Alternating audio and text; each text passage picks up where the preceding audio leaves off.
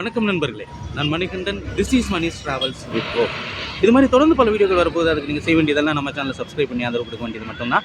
தஞ்சாவூரில் பல நாள் இருந்தாலும் பெரிய கோவிலை பார்க்கணும் அப்படிங்கிற ஆசை எல்லாருக்கும் இருக்கும். எப்படி போகணும் அப்படிங்கிற டீட்டெயில் உங்களுக்கு சொல்கிறேன், வாங்க.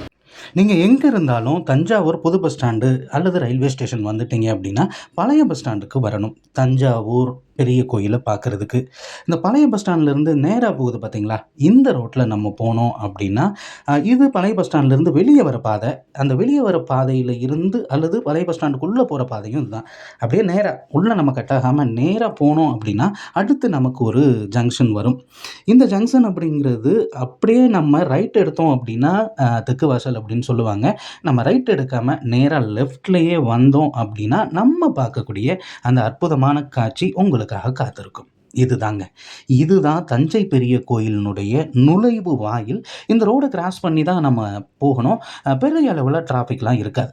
இப்போது உள்ளே வந்தோம் அப்படின்னா முன்னாடி இவ்வளவு அகரசகனமான இடம் இருக்குது, அதனால் செப்பல் போட்டுடலாம் அப்படின்னு போட்டுறாதீங்க. 100 ஃபைன் போட்டுருவாங்க. அதுக்குன்னு ஒதுக்கப்பட்ட இடம் இதுதான், ஃப்ரீ தான். இதில் நீங்கள் செப்பலை கொடுத்துட்டு அப்படியே உள்ளே வந்து பார்த்தீங்க அப்படின்னா இந்த கோயிலுக்கான ரூட் மேப் அப்படிங்கிறது இருக்குது. இந்த மேப்பில் பார்த்து நம்ம தெரிஞ்சுக்கலாம். அதெல்லாம் தேவையில்ல. 3 மதில் சுவர்களை தாண்டி கோபுரங்களை தாண்டி தான் நம்ம உள்ளே போய் பிரகதீஸ்வரரை தரிசிக்க முடியும் அப்படிங்கிறது தெரியும். இப்போ உள்ளே இருக்கு இல்லையா, அந்த கோபுரம் தான் கோயிலா அப்படின்னு கேட்டுறாதீங்க. அது கோயில் கிடையாது. கோயிலுக்கு முன்னால் இருக்கக்கூடிய ஒரு வாயில் தான். அந்த வாயிலையும் தாண்டி தான் நம்ம போகணும். ராஜராஜன் பொன்னியின் செல்வனால் கட்டப்பட்ட கோயில் தஞ்சை பிரகதீஸ்வரர் கோயில். பெரிய கோயில் அப்படின்னு பல்வேறு பெயர்களால் அழைக்கப்படக்கூடிய கோயில். சுத்து வட்டாரத்தில் மலைகளே இல்லாத சூழ்நிலையில் கிரானைட் கற்களை கொண்டு கட்டப்பட்ட கோயில். அதிகப்படியான கற்கள் பயன்படுத்தப்பட்டிருக்கிறது.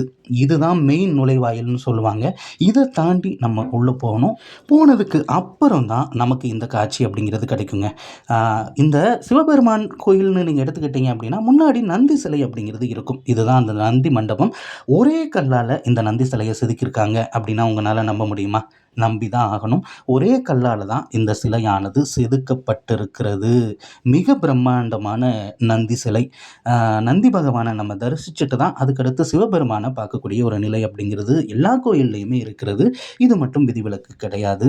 இப்போது நந்தி தரிசனம் முடிஞ்சதுக்கு அப்புறம் நம்ம பார்க்கக்கூடியது தான் இந்த புகழ்பெற்ற ராஜகோபுரம். இந்த கோபுரத்தோடைய நிழல் பகல் நேரத்தில் கீழே விழாது அப்படின்னா நம்ப முடியுதா? நிச்சயமா. புவியியல் அதிசயம் அப்படின்னு தான் சொல்லணும்.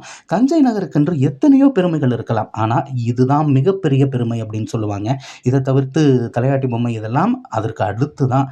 விவசாய பூமியான இந்த தஞ்சாவூர் சோழ நாடு சோறுடைத்து அப்படின்னு சொல்லுவாங்க. ஆணை கட்டி போரடித்த பூமி அப்படின்லாம் நம்ம படிச்சிருக்கக்கூடிய சிறப்பு மிக்க தஞ்சையில் நம்ம இந்த பிரகதீஸ்வரர் ஆலயத்தை தரிசிக்கிறது அப்படிங்கிறது புகழ்பெற்றது. உள்ள கேமராவுக்கு அலௌடு இல்லை, அதனால் உள்ள தரிசனத்தை முடிச்சுட்டு வந்தாச்சு. வந்து அப்படியே நம்ம சுற்றி பார்த்தோம் அப்படின்னா கோயில் வளாகமே ரொம்பவும் அமைதியாக அழகாக இருக்குது. அதுக்காண்டி கூட்டம் இல்லை அப்படின்லாம் சொல்லிட முடியாது. இது ஒரு காலை நேர பொழுது. காலை நேரத்தில் நம்ம தரிசனத்தை முடிச்சிட்டோம். நான் மட்டும் இல்லை, நீங்களும் பார்த்துருப்பீங்க அப்படிங்கிற திருப்தி எனக்கு இருக்கிறது. சிவனை வழிபட்டால் இனிமேலாவது நம்ம வாழ்க்கை உருப்படுமான்னு பார்ப்போம். நன்றி.